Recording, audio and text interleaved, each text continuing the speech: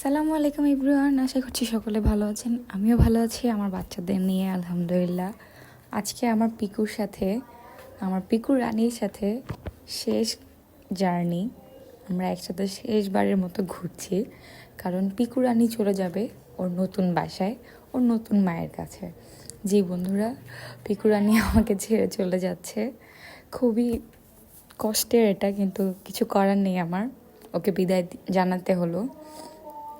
ওকে বিদায় জানানোর জন্য ভেবেছিলাম যে খাঁচায় করে নিয়ে যাব কি না, কিন্তু পরে চিন্তা করলাম যে না, ও ঘুরতে অনেক পছন্দ করে আমার সাথে, তাহলে আমরা লাস্টবারের মতো একটা রাইড দেই একসাথে। তো এই জন্য আমরা একসাথে চলে যাচ্ছি।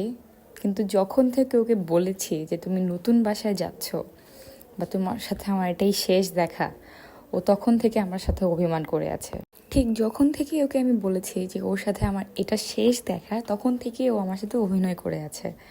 আমি ওর সাথে এত কথা বলছি, আমার কোনো কথা রেসপন্স করছে না, মুখ ফুলিয়ে বসে আছে, আমাকে কিস ব্যাক করছে না, রাগ করেছে। তাও বুঝিয়ে শুনিয়ে ওকে ওর নতুন মায়ের কাছে হ্যান্ড ওভার করে আমি চলে আসলাম। খুবই খারাপ লাগছে ওর জন্য। মিস করবো ওকে, মিস করি ওকে। আমার কিউট বাচ্চাটা, দোয়া করবেন সব।